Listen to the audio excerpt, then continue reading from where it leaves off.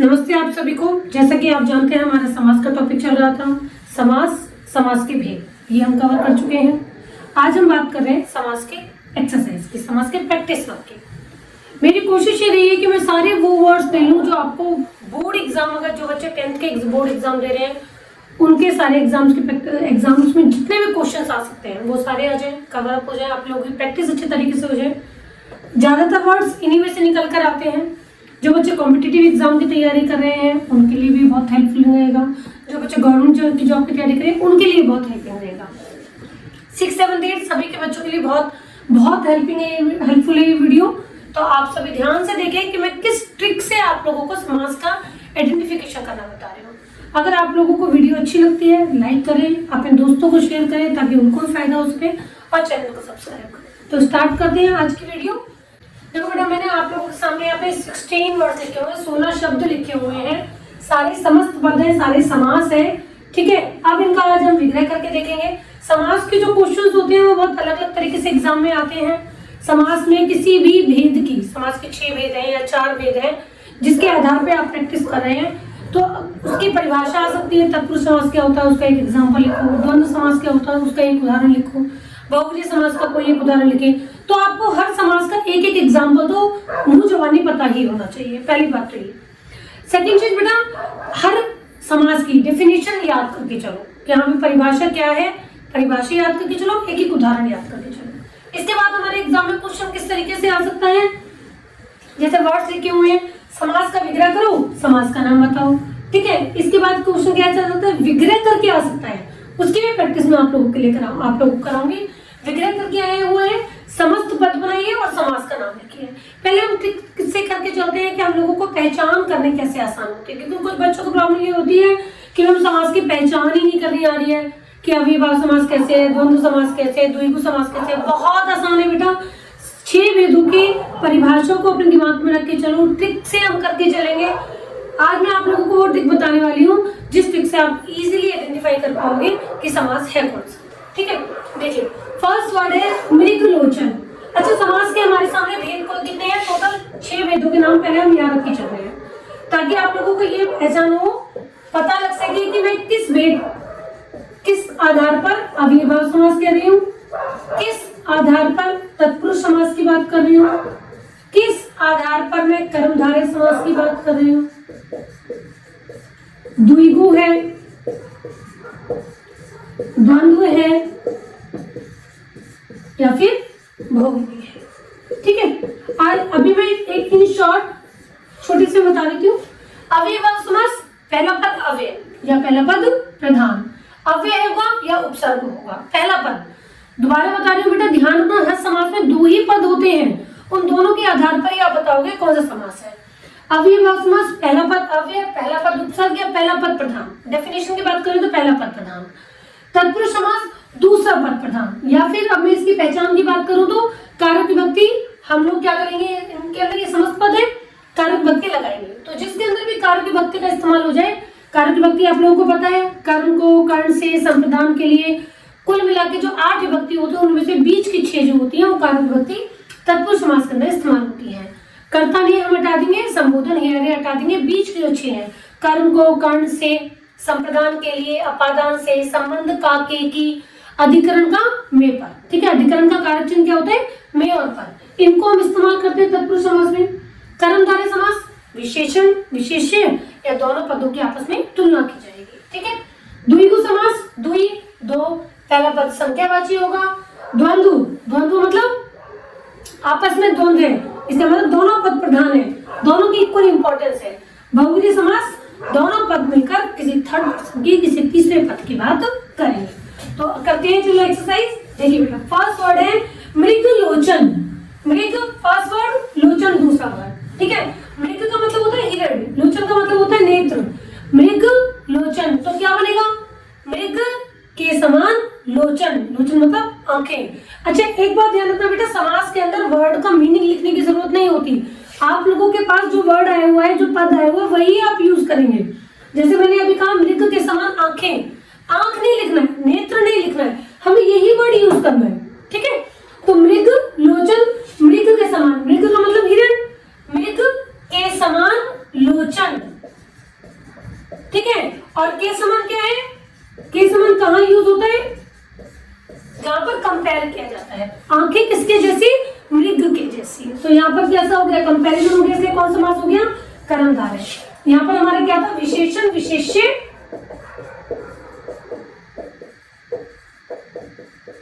विशेषण विशेष्य। थोड़ा जल्दबाजी में लिख रही हूँ बेटा ताकि आप लोगों की प्रैक्टिस ज्यादा हो सके। उपमेय उपमान। ज्यादा लंबी वीडियो होगी तो आप लोगों के सामने बहुत कम वर्ड्स की प्रैक्टिस हो पाएगी। कोशिश ये है कि ज्यादा से ज्यादा कम से कम 50 वर्ड तो हम लोगों के पास होने ही चाहिए, जिससे कि आप इजीली आइडेंटिफाई कर सको कि समास कौन सा बनेगा। ठीक है बेटा, देखो आगे। मृग सुलोचन हो गया, मृग के समान लोचन, कंपेयर हो गया, इसलिए कर्मधारय समास है। सेकंड, साफ साफ। जब मैंने आप लोगों को अव्ययी भाव समास कराया था, आप लोगों ने अव्ययी समास ध्यान से देखा हो तो पहला पद हमारा क्या था? अव्यय, उपसर्ग, या फिर मैंने एक बात और की थी, एक शब्द 2 बार आएगा। ठीक है, शब्द दोहराया जाएगा तो वहां पर भी अव्ययी भाव समास ही होगा। बेटा इजीली बिल्कुल आसानी से पहचान कर लोगे, कोई दिक्कत नहीं आने वाली है। बस इन चीजों का ध्यान रखते चलना। ठीक है, अव्ययी भाव समास में पहला पद अव्यय, उपसर्ग या फिर शब्द दोहराया जाएगा। अब देखो यहाँ पे साफ साफ, एक शब्द 2 बार आ गया।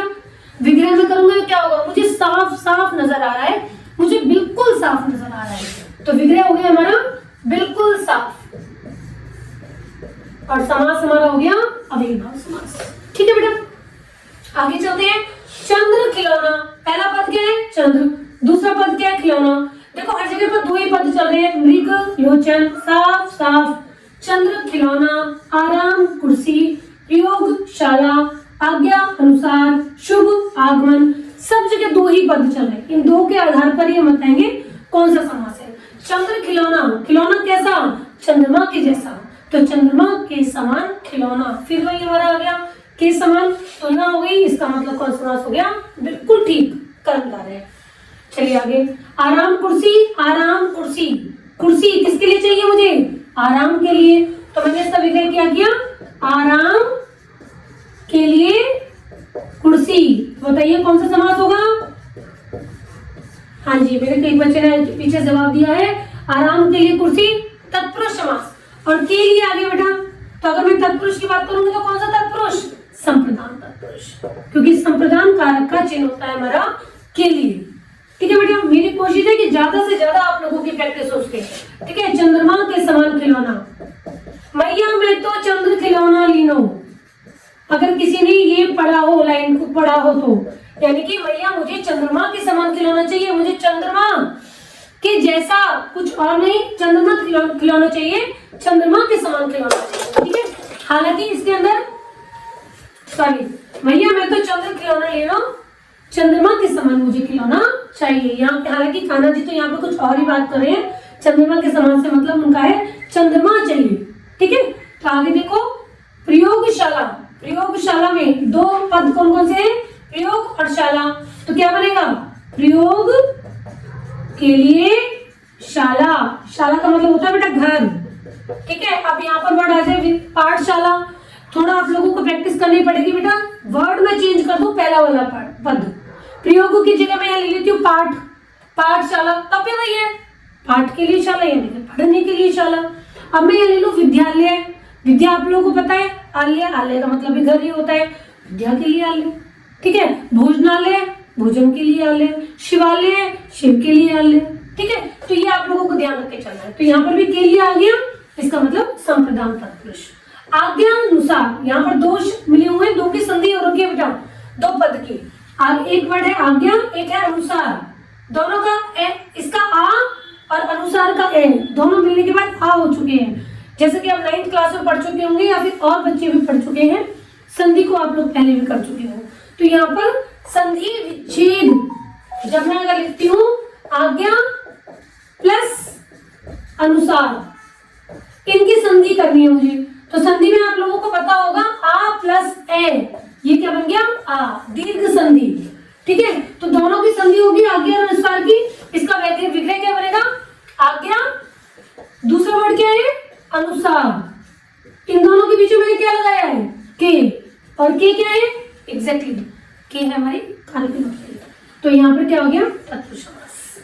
ठीक है, आगे चलो, शुभ आगमन, देखो इसमें भी संधि है, शुभ और आगमन, ए प्लस आ दोनों मिलकर आ बन गए, संधि होने के बाद ये बन गया शुभागमन। कंफ्यूज नहीं होना है, संधि वाले वर्ड का भी ध्यान रख के चलना है, इसीलिए इस तरीके के शब्द मैंने आप लोगों के लिए लिए हैं। शुभ, अच्छा, जो शुभ है हमारे लिए, आगमन आ जाना, शुभ है जो आगमन, यानी कि उसका आ जाना मेरे लिए शुभ है। ठीक है, तो अभी हो गया आगमन कैसा, शुभ, ये भी विशेषण विशेष्य की बात हो गई, इसलिए कौन सा समास हो गया, कर्म धातु। बेफिक्र, मुझे बे के लिए जाने की जरूरत ही नहीं है आगे, मैं बिल्कुल आगे नहीं जा रही हूँ, क्योंकि बे पहला पद है।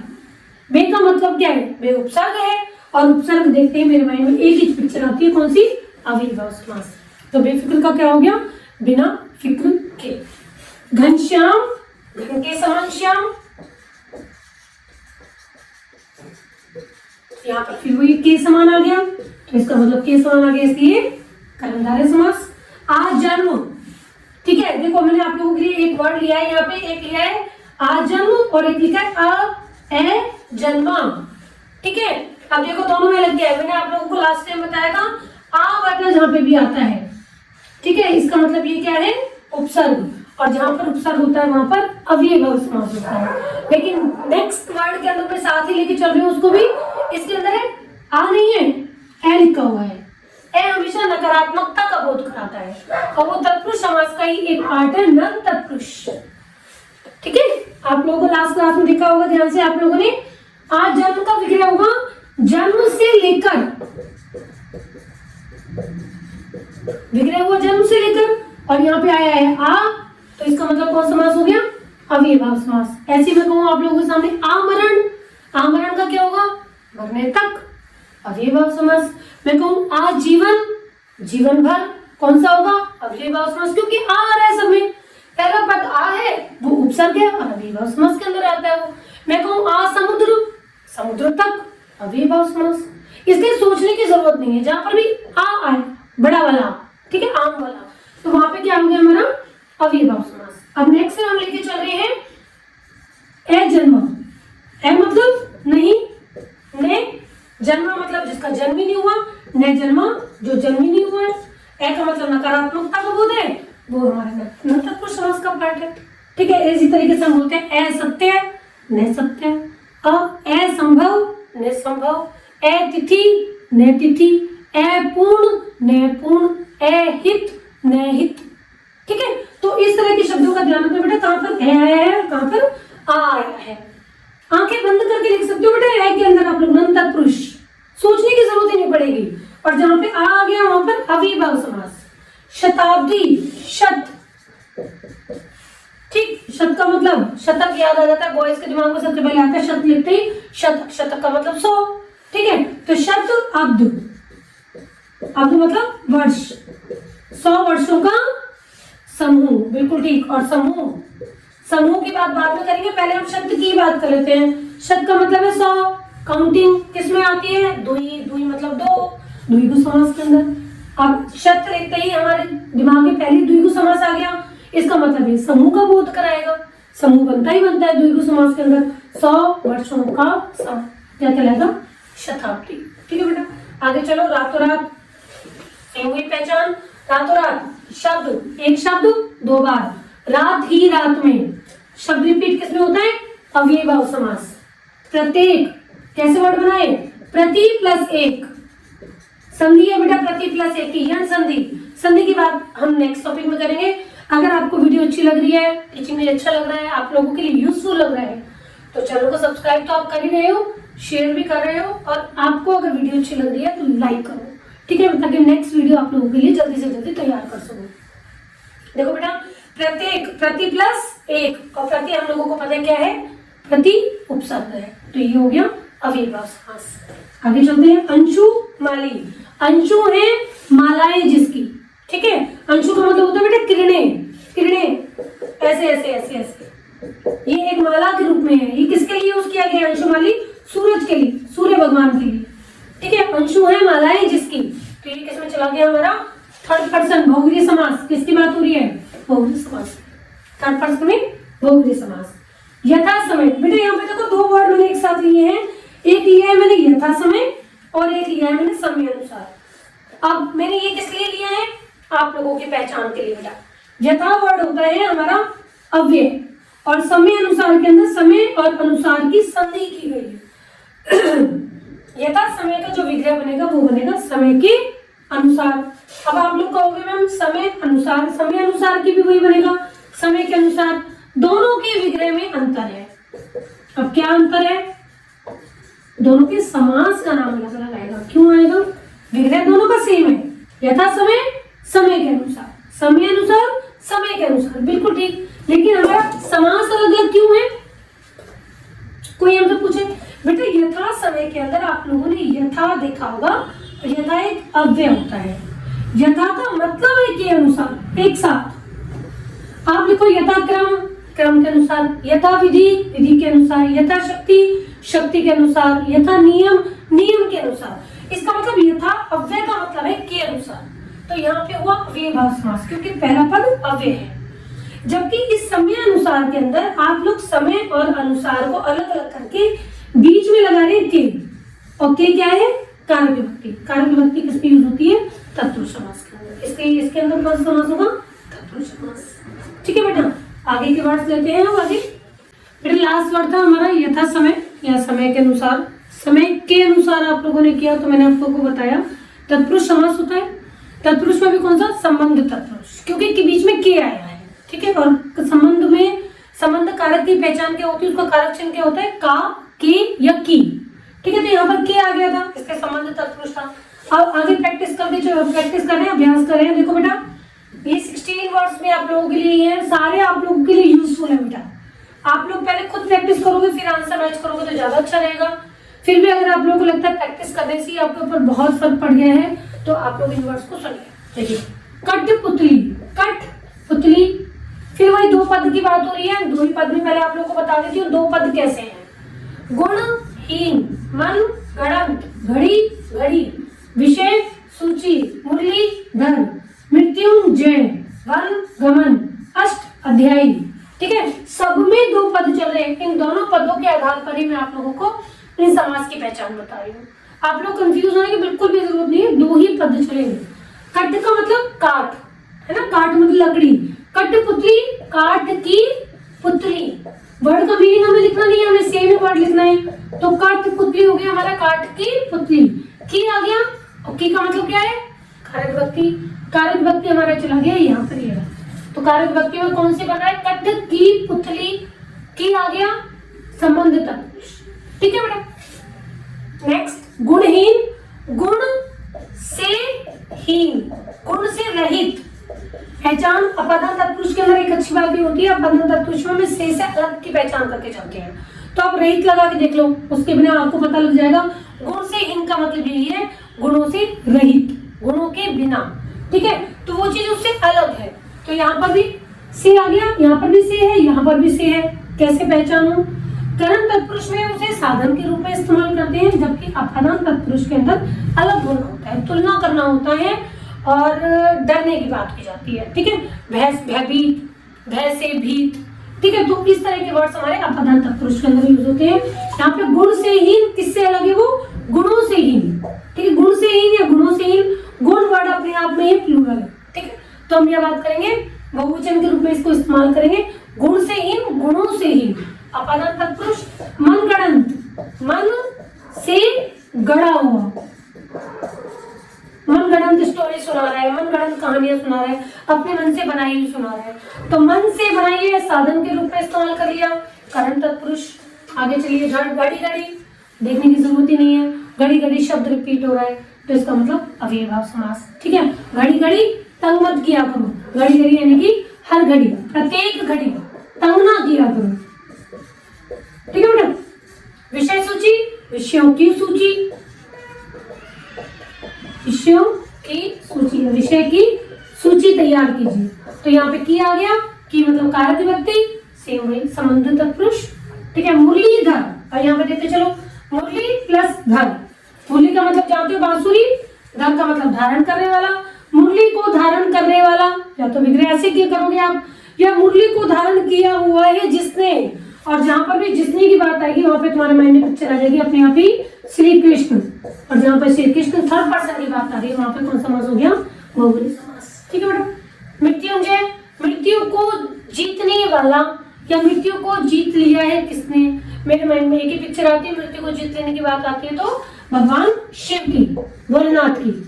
ठीक है, तो यहाँ पर कौन सा समास हो गया? अगेन बहुवचन समास। ठीक बेटा। वन गमन, गमन का मतलब जाना। लास्ट एक्सरसाइज में हम लोगों ने 15 वर्ड्स में एक वर्ड किया था शुभागमन, है ना? अपने माइंड में रख के चलना है आपको। शुभ आगमन, गमन का मतलब होता है जाना, आ का मतलब आना। शुभ है जो आ जाना, ठीक है। लेकिन यहाँ पे वर्ड क्या है? आ नहीं है यहाँ पर सिर्फ गमन है। गमन का मतलब होता है जाना। वन गमन का मतलब हो गया वन को जाना, ठीक है। वन को गमन, हमें तो पहचान चाहिए, कारक विभक्ति चाहिए, इसका मतलब तत्पुरुष समास। और तत्पुरुष में कौन सा? कर्म तत्पुरुष। चलिए, अष्टाध्यायी, 2 वर्ड है हमारे पास, 2 पद आ गए हैं। पहला पद क्या है? अष्ट। दूसरा पद क्या है? अध्याय। 2 पद मिल गए। पहला वाला पद हमारा गिनती आ गया, और गिनती की बात आती है हमारे माइंड में पिक्चर क्या आ गई? द्विगु समास। द्वि वर्ड से पता चल रहा है 2, जिसके खुद के अंदर पहला पद संख्या है, उसके हर एक समस्त पद के अंदर, हर एक समास के अंदर पहला पद गिनती ही होगा। अगर वो थर्ड पर्सन की बात ना करे तो वो समूह बनाएगा, और समूह बनता है द्विगु समास के अंदर, ठीक है। अष्ट अध्याय, 8 अध्यायों का समूह। गिनती भी आ गई, समूह का बोध भी करा दिया, इसलिए समास कौन सा हो गया? द्विगु समास। ठीक है बेटा, आगे चलो। भला मानस, मानस मतलब मनुष्य, भला का मतलब अच्छा, ठीक है। तो इसकी विशेषता की बात हो रही है, मनुष्य कैसा है? वो भला है, तो विग्रह क्या बनेगा? भला है जो मानस। अब ऐसा नहीं है कि इसका विग्रह मैं ऐसा कर सकती हूँ, भला मानस है जो एक, अब वो कोई तो थर्ड पर्सन की बात लेके आ जाओ, ऐसा तो नहीं होता। जो भी अच्छे काम करता है, दूसरों की मदद करता है, दूसरों के लिए हेल्प के लिए तैयार रहता है, नैतिक कार्य करता है, वो भला मानस है, ठीक है। तो हर एक कोई भी व्यक्ति हो सकता है, 50 में से हमारे 10 भी निकल के आ सकते हैं ऐसे व्यक्ति, और उसका 50 से 45 बच्चे भी ऐसे निकल के आ जाए, लोग निकल के आ जाए, तो वो कोई भी हो सकते हैं। तो उनकी विशेषता की बात की हुई है। अगर विशेषण विशेष्य की बात हो रही है तो यहाँ पर कौन सा समास हो गया? कर्मधारय समास, ठीक है। प्रेम आतुर, प्रेम के लिए आतुर, आतुर का मतलब होता है बेटा परेशान, बेचैन, ठीक है। ऐसी आतुर का मतलब भी परेशान होता है, आकुल का मतलब भी परेशान होता है, बेचैन होता है। तो यहाँ पे हो गया प्रेम आतुर, प्रेम के लिए आतुर, के लिए आ गया कारक व्यक्ति, इसलिए संप्रदान तत्पुरुष। चंद्रशेखर, शेखर का मतलब होता है मस्तक, तो चंद्र का मतलब चंद्रमा, चंद्रमा है शेखर पर, जिसके, किसके है? शेखर पर मस्तक पर चंद्रमा किसके है? भगवान शिव के, भोलेनाथ के, है ना। भगवान शिव के लिए, विशेष व्यक्ति के लिए बात हो गई, तो यहाँ पर कौन सा समास हो गया? एग्जैक्टली बहुवचन समास, ठीक है बेटा। चलिए आगे। हिम आलय, हिम प्लस आलय, आलय का मतलब मैंने विद्यालय में बताया था आपको, क्या था? आलय मतलब घर, तो ये हिमालय का मतलब क्या हो गया? हिम का मतलब होता है बर्फ, तो हिम का आलय, हिम का घर, बर्फ का घर। हिमालय पे बहुत बर्फ पड़ती है ना, तो हिम का घर, वो इसलिए उसका वर्णमाला से ऐसा बना हुआ है। कहाँ आ गया? कारक व्यक्ति, इसलिए तत्पुरुष समास। शोकाकुल, शोक से आकुल, शोक से बेचैन, शोक से परेशान। लेकिन हमें यहाँ दूसरे पद या प्रथम पद का मीनिंग नहीं लिखना है, हमें सेम वर्ड यूज करना है, ठीक है। तो हम यहाँ लिखेंगे शोक, दूसरा पद हो गया आकुल, और दोनों के बीच में क्या आ रहा है? से मतलब कारक व्यक्ति, इसलिए हम कौन सा हो गया? तत्पुरुष समास। नेक्स्ट चलिए, कृष्ण उपासक, पहला पद कृष्ण, दूसरा पद उपासक। उपासक का मतलब होता है पूजा करने वाला, है ना। तो कृष्ण उपासक के बीच में कारक व्यक्ति लगाइए, कौन सी आएगी? कृष्ण का उपासक, का कारक व्यक्ति, संबंध तत्पुरुष। आगे चलिए, वचनामृत, एक पद है, पूर्व पद वचन, दूसरा पद अमृत, तो क्या होगा? अमृत के समान वचन, ठीक है। ये क्या हो गया? तुलना हो गई, वचन कैसे? अमृत के जैसे, ठीक है। तो यहाँ पर भी कौन सा हो गया? कर्मधारय समास। तो आप लोगों के सामने बेटा क्लियर हो रहे होंगे, क्लियर हो रहे होंगे कि पहचान के थ्रू, हमें ट्रिक के थ्रू हमें आइडेंटिफाई कैसा करना कितना आसान हो गया है। अब भी आप लोगों को पता चल गया, तत्पुरुष कारक विभक्ति पता लग गया है, नन तत्पुरुष नकारात्मकता का बोध कराया, द्विगु पहला पद गिनती, कर्मधारय समास विशेषण विशेष्य का संबंध होगा या फिर तुलना की जाएगी, द्वंद्व समास दोनों के बीच में और लगेगा, बहुवचन समास तीसरे पद की बात करेगा। इसी तरीके से थोड़ी वर्ड्स और करते हैं हम लोग की फाइनल एग्जाम की, या आप लोग किसी कॉम्पिटिटिव एग्जाम की तैयारी कर रहे हैं तो, गवर्नमेंट जॉब की तैयारी कर रहे हैं तो, किसी के लिए भी प्रैक्टिस कर रहे हैं, आपके लिए ये वर्ड बहुत यूजफुल है क्योंकि ट्रिकी वर्ड्स है। इसके थ्रू कोई भी वर्ड आप लोगों के एग्जाम में आ जाएगा। 10th तक के बोर्ड की बात करूं तो इनमें से कोई ना कोई वर्ड आ ही जाता है। आप लोगों के 5 क्वेश्चन आते हैं 10th में, तो 5 में से आप लोगों को 4 अटेम्प्ट करने होते हैं, उसमें से आपके निकल के आ जाएंगे। जो कॉम्पिटिटिव एग्जाम की तैयारी कर रहे हैं, गवर्नमेंट जॉब की तैयारी कर रहे हैं, उनके लिए इन वर्ड से पहचान करनी बहुत आसान हो जाएगी, आप आसानी से अपना आंसर उसमें से ढूंढ पाएंगे। ठीक है, ये वर्ड्स हमारे लोग के सामने हो गए। कुछ वर्ड्स इसी तरीके के और ले लियो, होपफुली आप लोग की पूरी प्रैक्टिस समझ के हो जाएगी। ठीक है बेटा, देखो बेटा अभी हमने कुछ वर्ड्स किए, अभी मैं आप लोगों के सामने कुछ और वर्ड्स लेकर आई हूँ। आपके बारे मैंने ऑब्लिक करके स्लैश डाल के लिखे हुए हैं क्योंकि वो सेम उसी समास के एग्जाम्पल्स हैं सारे। ठीक है, वो मैं आप लोगों को एक्सप्लेन करूंगी कैसे है। कोशिश ये है कि ज्यादा से ज्यादा वर्ड्स में आप लोगों की प्रैक्टिस हो सके, जो बच्चे यहाँ पे पढ़ रहे हैं उनके लिए भी और जो बच्चे यहाँ पे सुन रहे हैं मुझे ऑनलाइन क्लास में उनके लिए भी। कोशिश ये है जितना ज्यादा आप लोग प्रैक्टिस करोगे, जितना ज्यादा आप लोग उसको वो देखोगे, उतना आप लोगों की समाज की बहुत अच्छी प्रैक्टिस हो पाएगी। कोशिश यही रहती है कि आप लोग ज्यादा से ज्यादा अच्छे मार्क्स गेन कर सको। ऑलमोस्ट सारे वर्ड इससे मिलते जुलते वर्ड आएंगे या फिर यही इस तरह के वर्ड आप लोग के एग्जाम में आने वाले हैं। ठीक है, तो शुरू करते हैं आगे। अब देखो रामायण, रामायण वर्ड कैसे बना है? आयन, राम पहला पद, ये आयन लिखा हुआ है बेटा, ये वर्ड है राम प्लस अयन। ठीक, राम श्री राम के लिए वर्ड यूज किया गया है। अयन का मतलब होता है बेटा काल, समय। ठीक है, तो राम का काल, श्री राम का काल, श्री राम के जीवन के काल समय के बारे में बात की जाएगी। इस तरह से पूर्व पद और उत्तर पद मिलकर क्या बन गया? रामायण। तो राम का अयन कौन सा समास हो गया? तत्पुरुष समास। ठीक है बेटा, युद्ध क्षेत्र, युद्ध के लिए क्षेत्र या युद्ध का क्षेत्र। अगर आप लोगों ने के लिए कारक विभक्ति लगाई तत्पुरुष, अगर आपने युद्ध का क्षेत्र लिखा, क्षेत्र का मतलब मैदान, तो भी कौन सा हुआ? तत्पुरुष समास। आत्मविश्वास, आत्म पूर्व पद, विश्वास उत्तर पद। आत्मविश्वास का क्या विग्रह बनेगा? आत्म, यानी आत्म मतलब स्वयं, स्वयं पर विश्वास। देखिए हमें मीनिंग को चेंज करना नहीं है, हमें आत्म का मीनिंग नहीं लिखना, तो हम यह करेंगे आत्म पर विश्वास। तो कौन सी समास हो गया हमारा? तत्पुरुष समास। ठीक है, तीसरा चलिए ऋण मुक्त, पहला पद ऋण, दूसरा पद मुक्त, ऋण से मुक्त, ऋण से रहित, ऋण से अलग, अलग हो गया, इसलिए कौन सा हमने क्या लगाया यहाँ पे? कारक विभक्ति लगाई है। अब आप देखो ऋण और मुक्त लिखने के बाद आपने क्या करा बीच में? इसका मीनिंग करता है ऋण मुक्ति, सबको पता है ना कि ऋण और मुक्त में जब हम करते चलेंगे, विग्रह करेंगे, तो ऋण और मुक्त तो नहीं हो सकता, ऋण उपसर्ग भी नहीं है, ऋण विशेषण विशेष्य भी नहीं है, ऋण किसी थर्ड पर्सन की बात भी नहीं कर रहा, और ऋण गिनती भी नहीं है। ठीक है, तो 5 समास तो हमारे पहले ही अलग हो जाते हैं, इसलिए इन दोनों के बीच में हमारे पास एक ही ऑप्शन बचता है, ऋण मुक्त, ऋण से मुक्त। जहां पर हमने से लगाया वहां पर आगे कारक विभक्ति, और कारक विभक्ति लगाते माइंड में एक ही क्लिक होता है तत्पुरुष समास। आगे देखिए पंचानन, पंच आनन, दश आनन, पंच 5, 10 10।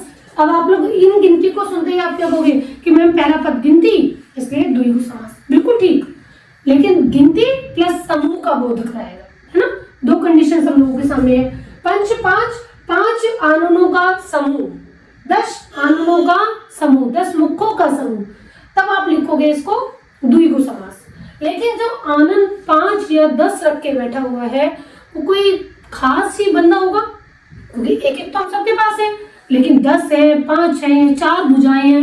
मैं इसमें एग्जाम्पल चतुर्भुज का भी ले सकती थी, चतुर्भुज। तो इनका विग्रह किस तरीके से करेगा? क्योंकि 10 मुंह है, 4 भुजाएं हैं, 5 मुंह है, तो कोई एक्स्ट्रा ऑर्डिनरी पर्सन है, विशेष व्यक्ति है, तो ये किसमें चले जाएंगे? इसलिए हमारे बहुव्रीहि समास में। मैं दोबारा बोल रही हूँ बेटा, ये आप लोगों का विग्रह डिसाइड करेगा। अगर आप लोगों ने विग्रह कर दिया पंचानन, 5 आननों का समूह, ऐसे यहाँ पे वर्ड लिया मैंने तिरंगा, 3 रंगों का समूह, सप्ताह 7 दिनों का समूह, षटकोण 6 कोणों का समूह, गिनती भी आ गई, समूह भी करा गया, द्विगु समासी बनेगा। लेकिन यहाँ पे मैं विग्रह क्या लेके चल रही हूँ, उसका आपकी बार 5 आनन है जिसके, 10 आनन है जिसके, 4 भुजाएं हैं जिसकी, चतुर्भुज। एक एग्जांपल और ले लेते हैं, 5 आनन है जिसके, कार्तिकेय गणेश जी के भाई, भगवान गणेश जी के भाई। 10 आनन, 10 आनन है जिसके, आप सभी जानते हैं, दशहरा मनाते हैं, रावण। चतुर्भुज, 4 भुजाएं हैं जिसकी, विष्णु जी। विशेष व्यक्ति की बात हो रही है इसलिए बहुब्रीहि समास है। जगह स्पेस का दिक्कत था, इसलिए मैंने और एग्जांपल भी आप लोगों की प्रैक्टिस की वजह से यहाँ पे लिए हैं। सुलोचना, कई बार ध्यान रखना बेटा, यहाँ पे 2 वर्ड बन जाते हैं सुलोचना से। एक वर्ड है सुलोचन, एक वर्ड है सुलोचना। मैंने किया सुलोचन, सु मतलब सुंदर, ठीक है, लोचन मतलब नेत्र। सुंदर है जो आंखें, मैं आंखों की विशेषता की बात कर रही हूँ कि आंखें कैसी हो, सुंदर। विशेषण विशेष्य की बात कर रही हूँ, इसलिए कर्मधारय समास। लेकिन मैंने तुम लोगों से बोला यहाँ पर अगर ये सुलोचन है, लेकिन मैं यहाँ पे सुलोचन की बात नहीं कर रही, मैं यहाँ पे बात कर रही हूँ सुलोचना की। सुलोचना मतलब सुंदर नेत्रों वाली, और सुंदर नेत्रों वाली कोई विशेष स्त्री होगी, और विग्रह भी मैंने उसी के अकॉर्डिंग किया। मैंने कहा सुंदर है जो नेत्र, लोचन था, मैंने कहा सुंदर है जो नेत्र, नेत्र की विशेषता, विशेषण विशेष्य बनाया, कर्मधारय समास। मैंने कहा सुंदर नेत्रों वाली या सुंदर नेत्र है जिसके, थर्ड पर्सन की बात आ रही है इसलिए यहाँ पर बहुब्रीहि समास।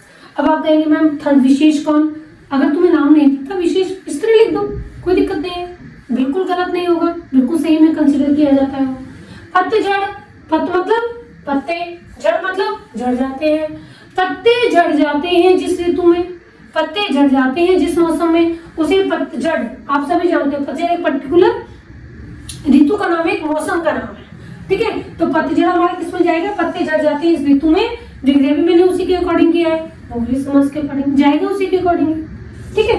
आगे चलिए, 4 पाई, ठीक है। अगर बच्चों ने अभी ये देखो इसके अकॉर्डिंग ही चलेगा बेटा, तुमने लिखा 4 पायों का समूह, तो ये चला गया द्विगु समास में। तुमने कहा 4 पाए हैं जिसके, गाँव में खाट होती है, जिनको कुछ बच्चे जो गाँव से वीडियो देख रहे हैं उनको पता होगा खाट क्या है, जो शहर से देखे वो कहेंगे मैम टेबल है ना, फोल्डिंग है, इनके भी 4 पाए होते हैं। तो अगर इस तरीके से बात करेंगे हम लोग, फोल्डिंग के तो 6 पाए भी होते हैं, लेकिन 4 पाई जो होती है उसके 4 पाए होते हैं, पैर, पाई मतलब पैर, ठीक है।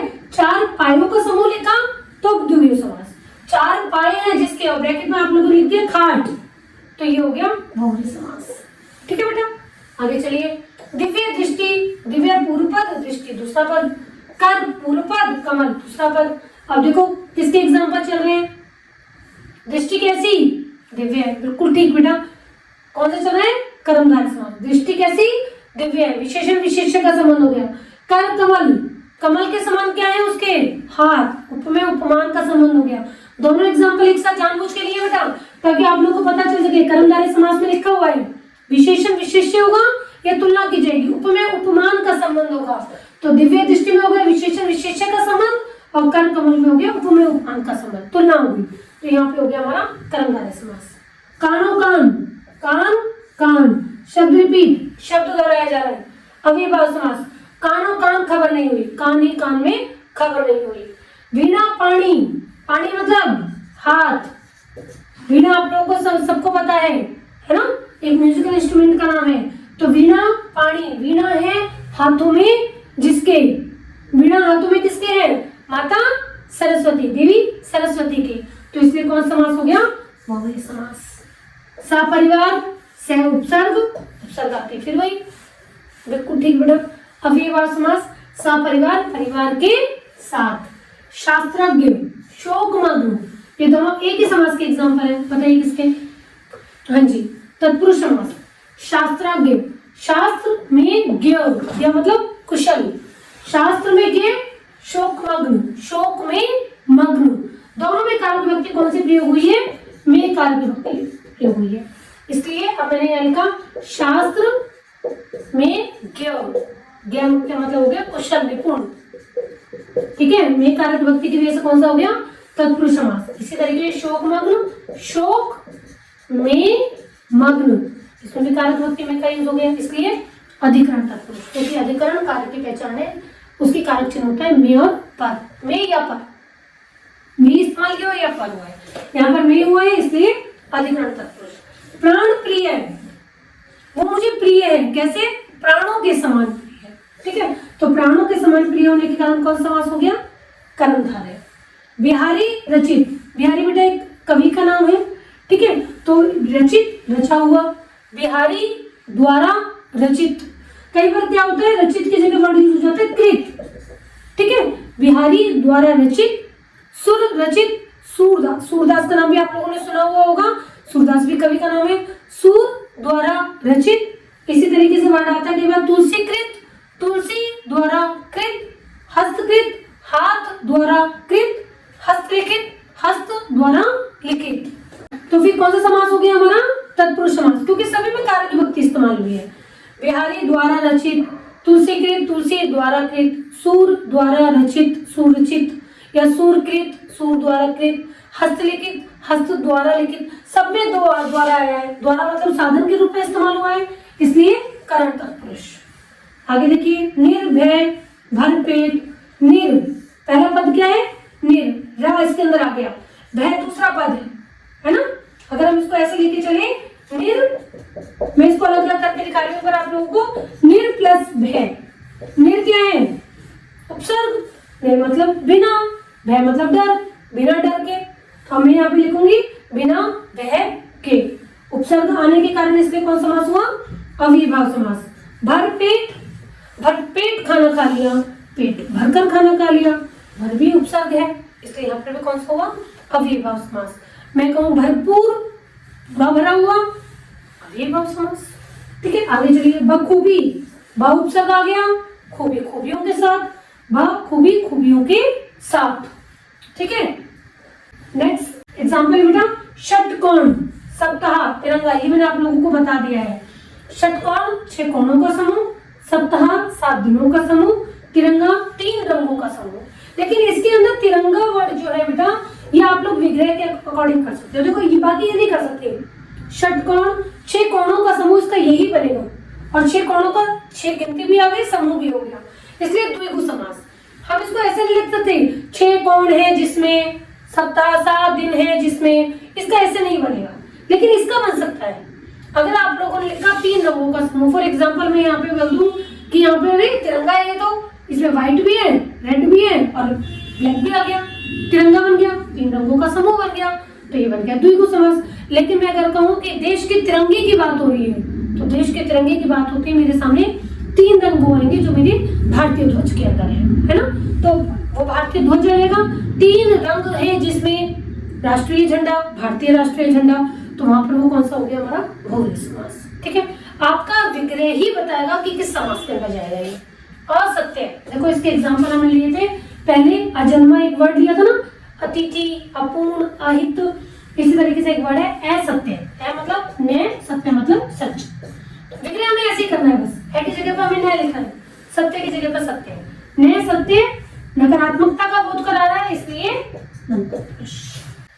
बेटा अभी एक बच्चे ने प्रश्न पूछा कि मैम असत्य में न सत्य नंतत्पुरुष, निर्भय में बिना डर के, और अगर निर्भय की जगह अभय वर्ड आ जाए तो कौन सा समास होगा? कौन सा होगा बताइए? पूर्व पद क्या है? ए, भय दूसरा पद है, ए का मतलब क्या होता है? ने। यस बिल्कुल ठीक बेटा, नंतत्पुरुष। अगर निर्भय है, निर उपसर्ग लेके चल रहे हैं हम, यहाँ लोग निर अव्यय वाली बात पे चल रहा है, उपसर्ग के बिना डर के इसका विग्रह हुआ अव्ययीभाव समास। असत्य, न सत्य, अभय, ने भय, हमें ऐसे मतलब है बेटा, ये ध्यान रख के चलना। आ नहीं, आ अव्ययीभाव समास के अंदर आता है, ए, ठीक है। ए नकारात्मकता का बोध कराता है, और नंतत्पुरुष भी नकारात्मकता का ही बोध कराता है। ए भय, ए की जगह पे आ गया ने, भय का मतलब भय, ने भय, जिसे कोई भय ना, हमें अभय में लेके चलेंगे जिसको कोई भय नहीं है, हमें लेके, हाँ अभय के अगर हम ऐसे लेके चले, भय नहीं है जिसको कोई पर्टिकुलर पर्सन होता, तो हम बहुव्रीहि समास में लेके चलते हैं इसको, क्योंकि हम विग्रह उसी के अकॉर्डिंग करते हैं। यहाँ पर हम विग्रह यही कर रहे हैं, ए भय, ए मतलब ने, भय मतलब डर, ने डर, ठीक है। तो यहाँ पर कौन सा हो गया? नंतत्पुरुष, ठीक है बेटा। वीडियो आप लोगों के लिए बहुत यूजफुल रही होगी। कोशिश पूरी यही है, अगर वीडियो अच्छी लगी हो तो अपने दोस्तों को शेयर करो, चैनल को सब्सक्राइब करो ताकि आप लोगों को अगली वीडियो जल्दी से जल्दी मिल सके।